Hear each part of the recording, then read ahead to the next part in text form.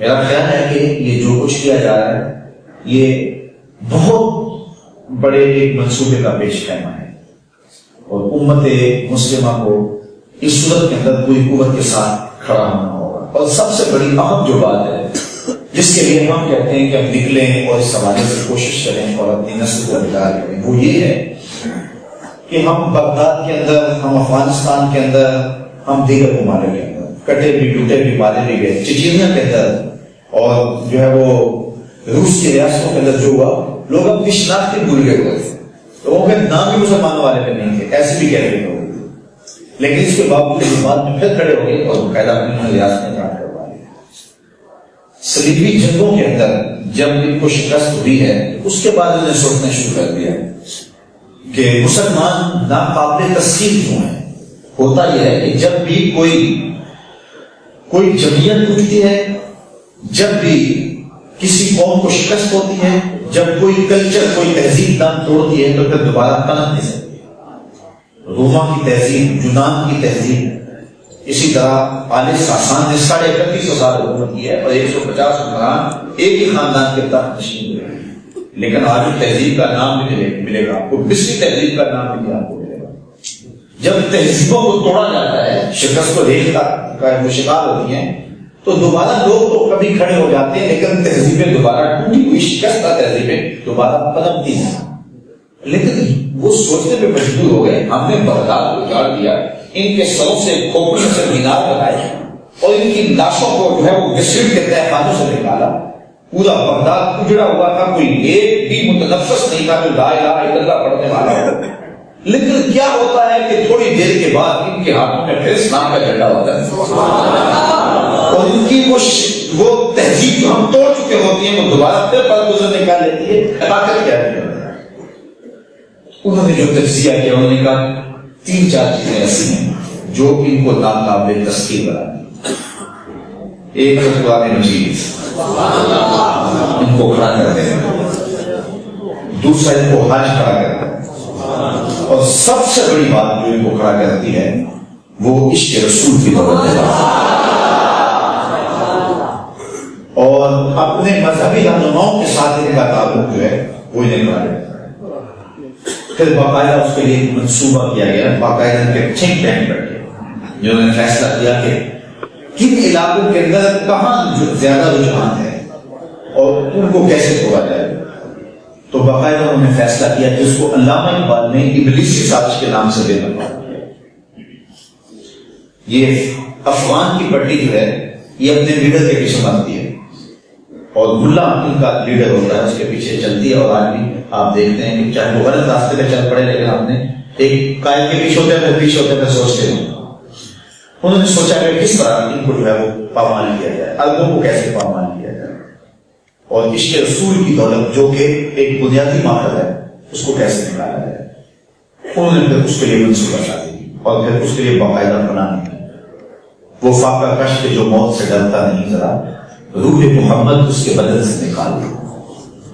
عربوں فکر علم کو دیکھ کے فرنگی تخیلات اسلام کو حجاز الیمن سے نکال دو۔ افغانیوں کی غیرت دین کا ہے یہ علاج، ملا کو ان کے کوہ دمن سے، ملا کو بدنام کر دیا جائے، وہاں مولوی کو وہاں کھڑا کیا گیا کہ وہ بدنام ہے، اور عربوں کی حالت فرنگی تخیلات ہے۔ آج ان کی چھاتی کے اوپر اسرائیل منہ ڈال رہا ہے، تو کسی عرب سے پوچھا گیا کہ ان کو کیوں نہیں آپ بتاتے، تم کون ہو، کن کی اولاد ہو؟ تو اس نے کہا کہ آنا بری مانا جدید، سیارہ جدید، غلما جدید، مجھے تو نیا گھر چاہیے، نئی بیوی چاہیے اور نئی گاڑی چاہیے، میرا تو یہ مقصد ہے۔ رہا عشق رسول تو وہ سینوں سے نکالنے کے لیے حضور کی ذات کو وجہ نظارہ بنایا گیا۔ برطانیہ کی نو آبادیاتی وزارت کے جاسوسوں نے جو کام کیا تھا فرقہ بندی کا، اس میں حضور کی ذات کو وجہ نظارہ بنایا گیا۔ ہمارے ساتھ یہ ظلم کیا گیا۔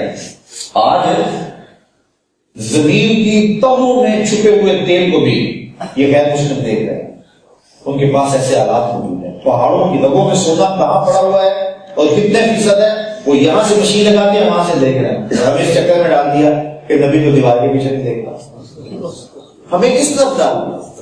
خود پہاڑوں کے کلیجے چیر رہے ہیں، ایٹم کے کلیجے شک کر رہے ہیں، چاند کی چھاتی توڑ رہے ہیں، مریض کے کا سفر کی تیاری ہے، پوری دنیا کو گلوبل گرڈ بنا لیا ہے اور انہوں نے پانیوں کو مسخر کر لیا ہے، بس کوئی بادل کرتے ہیں برستے بھی ہیں، آپ کہاں سے کہاں تک پہنچ گئے؟ اور ہمیں یہ سبق پڑھایا نبی کو شریعت کے اندر بھی اختیار ہے کہ نہیں، اور ہم اس پہ بحث کرنے لگے، ہمیں کہاں پہنچ گیا اور آپ کہاں پہنچ گئے؟ یہ سازشیں کی گئی ہمارے ساتھ، عہد مانا ماض ماں بیگانہ کر، آج جمال مصطفیٰ بیگانہ کر۔ اقبال نے چیخ چیخ کے کہا تھا آنکھیں کھول کے جینا سیکھ، تیرے دور نے تیرے ساتھ بڑی زیادتی کی، اب یہ رسول اللہ سے دور کر دیا، تجھے رسول اللہ سے دور ہٹا دیا۔ یہ سب کچھ یہ جو اختلافات تلاشے گئے یہ رسول کریم سے دور ہٹانے کے لیے، تو اس لیے انہوں نے یہ چاہا کہ ان لوگوں کو کمزور کیا جائے اور حضور علیہ السلام کی ذات کے حوالے سے اختلاف امت میں پیدا ہو گئے۔ یہ جو خاکے تلاشے گئے ہیں اگر آپ کی توجہ ہو، یہ صرف آج نہیں تلاشے گئے، یہ 2005 کی بات نہیں ہے، بلکہ بر صغیر میں جو پہلا اختلاف ہوا تھا وہ اسی عنوان سے تھا، جس سے باقاعدہ فرقہ بندی ہو گئی اور امت تقسیم ہوئی۔ امت کے اندر اختلاف ہوئے ہیں، معتزلہ بھی آئے، برزیہ بھی آئے، انڈیا بھی آئے، لاہوریہ بھی آئے، جتنے بھی اختلافات ہوئے ہیں وہ فضولی مسائل پہ ہوئے یا صفات باری تعالیٰ پہ ہوئے یا دیگر موضوعات پہ ہوئے، حضور کی ذات پہ کبھی بھی امت میں اختلاف نہیں ہوا۔ اور پھر برطانیہ نے سوچا کہ ان کے سینے سے رسول کیسے نکالی جائے، تو ہر وہ شے جو حضور سے محبت کا ذریعہ تھی اس کو ختم کیا جائے۔ حضور سے انسان استمداد طلب کرتا ہے تو اس کو ناجائز قرار دیا جائے، حضور سے اظہار محبت کے جو سلیقے ہیں اس طرح سے ہے اس کو ناجائز قرار دیا جائے۔ حضور صاحب اختیار ہیں اور کسی کے دل میں حضور کے لیے محبت اور رغبت پیدا ہوتی ہے اس کو ناجائز قرار دیا جائے، اور نتیجہ یہ ہوا کہ رسول کریم سے لوگوں کو اور حضور علیہ السلام کی حیات طیبہ جو زندگیوں میں حرارت پیدا کرتی ہے اور امت کو جو ہے وہ حضور کے قریب کرتی ہے، اس چشمے کو بھی جو ہے وہ بدلانے کی کوشش کی جائے اور امت کے اندر اس عنوان سے بھی اختلاف پیدا کیا جائے۔ تو یہ جو خاکے تلاشے جا رہے ہیں یہ بہت پرانی طریقہ ہے، ہم دفی کرتے ہیں۔ حضور کا خاکہ کیسے ہو سکتا ہے؟ خاکے تو خاکی ہی ہوتے ہیں، کوئی بنا ہی نہیں سکتا، رب نے سایہ نہیں بننے دیا، محبوب کا خاکہ کیا ہے؟ ممکن بسلو در عالم مقام تصور میں خدا نے سچائی پانی چھڑیا جیتے بچ محمد کو ڈالیا، حسینہ جمیلہ کا منہ توڑ دیتا محمد بنا کے قدم توڑ، ممکن ہی تو پتا نہیں ہے کس کے خاکے تلاش ہیں، میرے رسول کا تو سایہ بھی نہیں تھا۔ 10 لوگ بھوٹے رکھے ہوئے ہیں اور گماشتے مغرب کے 40 گماشتے ان کی سرپرستی کر رہے تھے اور انہوں نے کہا کہ ہم جاری رکھیں گے اس کو۔ میں کہتا ہوں 10 لاکھ کیا 10 کروڑ بھی آ جائے، 10 کروڑ انسان آسمان کی طرف منہ کر کے چاند کی طرف تھوکنے لگ جائے تو بتاؤ چاند کی گوری کرنے میلی ہو جائے گی؟ چاند کی روشنی کم پڑ جائے گی؟